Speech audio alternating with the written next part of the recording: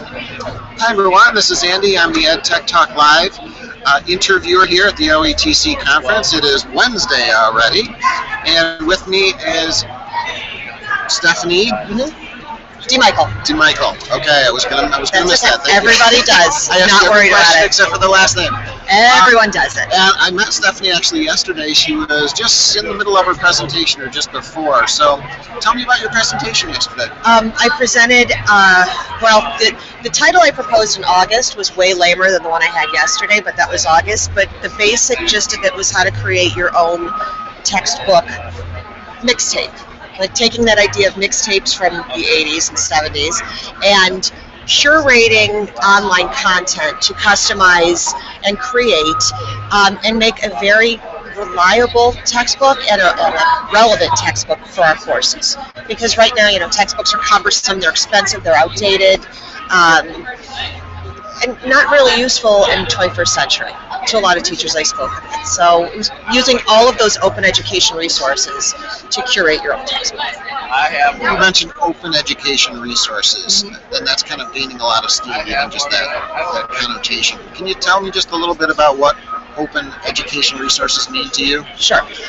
Well, actually, the Department of Education is now recognizing that they have a Go Open movement. If you do hashtag Go Open, you'll be able to see this push towards sharing all of our resources. That it used to be teachers, we lived in our own little four-wall classroom, and we had all our stuff, and we kind of hoarded it, kind of like Gollum. We're like hoarding everything. And now this movement is sort of, well, actually, it's the antithesis of teachers pay teachers, which I'm sorry, I think is evil. The idea of making some of the poorest or the least paid people pay for stuff. So open education means that I've made something great, and I think it's great, and I'm going to share it with you. And I'm going to share it with other educators because it's not about me as the teacher, it's about the learner. What's in the best interest of the learner? And I guess that's the idea. So open education resources like OER Commons, or one of my favorites, which is ck12.org, or opened.com, or Curriki, these are places where there are online virtual hubs where teachers and even curriculum companies are sharing their best resources with others. I like how you frame that, because that's really what, educators and teachers by and large are just sharers by nature, and that's exactly how we make the magic happen, I think. Right. I mean, in our own buildings, we'd always, we'd have team meetings, we'd be like, oh, look, I just tried this, it was great, hooray, hooray, hooray. And now, again, with open education resources, now we're all looking at what I've got. And, oh, wait, let me see what you've got. Or, you know what? And that's why I called it the mixtape, because with open education resources, you can redistribute them, you can remix them, you can revise them.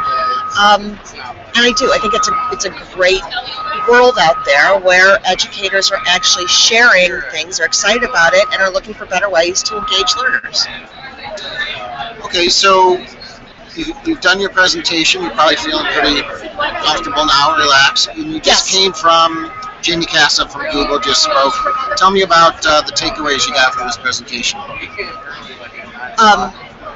One of the best things, and it's kind of, he's an evangelist. I love that term, because one of the things that I work with all the teachers with whom I work, even though I'm a tech coordinator, it's not about the technology for me. It's about changing the way we deliver instruction and changing and trying to meet learners where they are. So when he said something about, guess what, the 5-year-old today is going to be such a different learner than the one we have tomorrow. And when he used the analogy of his daughter wanting to learn how to play the ukulele. He was like, oh, let's get a book. And she was all like, no, don't think so. And I'm just going to look it up on YouTube. And we've got that little gap right now where it's very traditional instruction. We still have very traditional classrooms. We still have very traditional delivery. And it's still this mode of lectures, homework, test, lectures, homework, test. And not that. And I think it's when someone said to me, I don't like the idea of meeting learners where they are. And I'm like, why wouldn't you? If your job as a teacher is to make sure students learn, and if they're not learning, then are you really doing your job? And I don't mean that to be like preachy and snotty and Right. all Judge Judy I'm on with people. you. Yep. But why?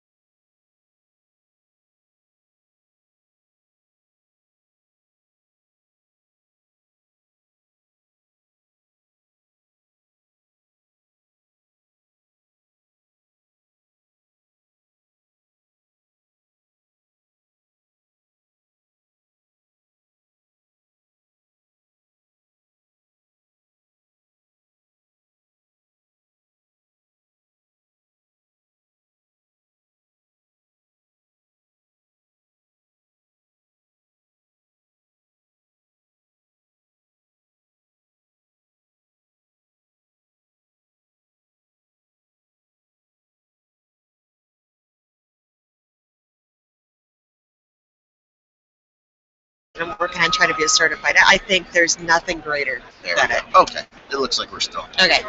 going. So sorry for that little hiccup. Sorry. All right. So we were talking about the ukulele. We're talking Yes. about YouTube. Oh, your front yeah. guitar. Yeah. Yeah. And it's just the idea of I think there's no greater time to be a teacher. I think there's no greater time. I think it's easier to be a teacher now than ever because you can give up that control.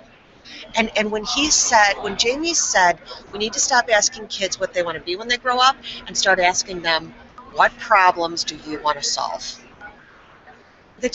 I literally brought tears to my eyes. I'm like, that's the greatest thing you could ask a kid right now. We need problem solvers. We don't need more automatons going into the workplace and doing the same thing. Yeah, and a great thing about a conference like this is, I was just out in the hall and I saw the band out there. Yes, the college band, kids. so, Yeah. All technology. And I think to my old rinky-dink days in a garage band and thinking, Love GarageBand. those old days, when you had just a tape recorder and it wouldn't go anywhere. You had to have a producer or a recorder, professional recording studio or whatever behind you. And now it's just, kids literally can create a highly polished band, musical production, movie. And that's the key word. With their own computer. What you just said. Them, Create. That's it. It's the create. It's the.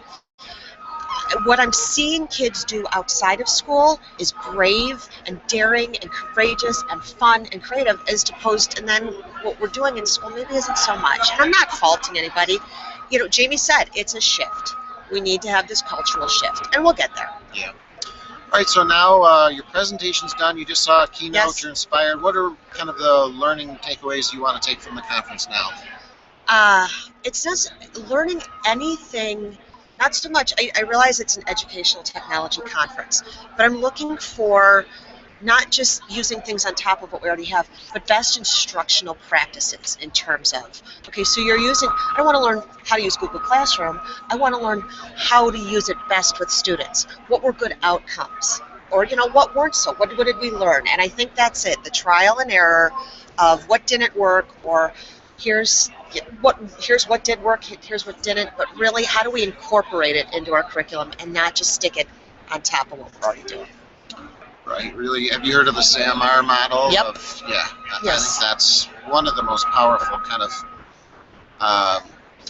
frameworks that I saw that kind of help you, think about how we need to take technology. And it's always baby from, steps. Yep. I always say when I give a presentation and people get overwhelmed because Jamie said, technology is coming at you like a fire hose.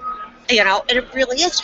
And it's just baby steps. Don't eat the watermelon whole.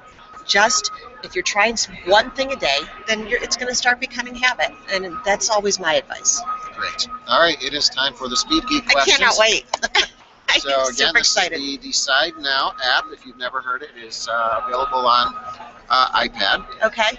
I'm sure it's available elsewhere, but go ahead and click the green button, and All right. you get 3 of them. So we will do our best with them. And your first computer.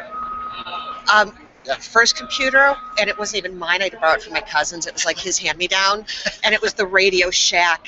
Oh, Oh, yeah, my- the Tandy, right? Yes, that was it. Yes, it was the Radio Everyone, Shack almost Tandy. everyone at least heard of the Tandy, right? There's the Yes. Tandy. I was a Commodore 65 guy, 64. 64, right? So yeah, It those was are the early hilarious. ones. So we're kind of the Big- same It was like a same suitcase. range. I know these kids have no idea, right? I hear they're bringing the Tandy back though. So, No, stop it. yeah, For real. Oh my God, I'm so gullible. I'm like, really? you never They're know. rebooting it. Okay, Gryffindor or Oh, Slytherin? Dude, Gryffindor. I'm a huge Harry Potter nerd. Yeah, me too, Sorry. yeah. Gotta go Huge Gryffindor, Harry but Potter we've got nerd. Slytherin close by, so be careful. Oh, All right, one more. all right.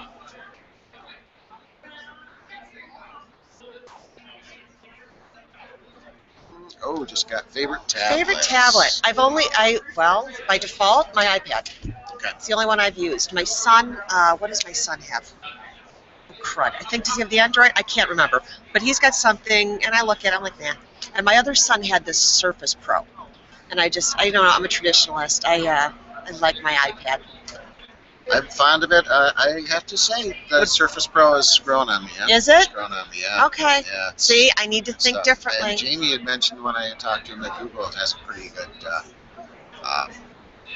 tablet out now too. That's touchscreen and that sort of thing. So always something. Well, it is. It's like I don't want to be an Apple person or a Google person. Oh, in fact, but at 3:45 today, there's a session that's going on where the Google educators versus the Apple Oh, educators. really? They're having like Oh, this that game sounds show fantastic. at 3:45. It's going to be hilarious. I cannot wait. Okay, and I forgot to mention your school. It is Oh, Wickliffe? It's Wickliffe City Wickliffe Schools City Schools. in Wickliffe, Ohio, about 15 miles east of Cleveland. All right. Well, it sounds like you're doing really great things there. I love that you're doing this. This is great. It's been a lot of fun. All right, Thank well, you. enjoy the conference. Okay, And stop and- by and see me if you're out there. And I need to say, hey, Mom. Sorry. Hi, Mom. I've always wanted to do that. All right. Thank you so much. You're welcome.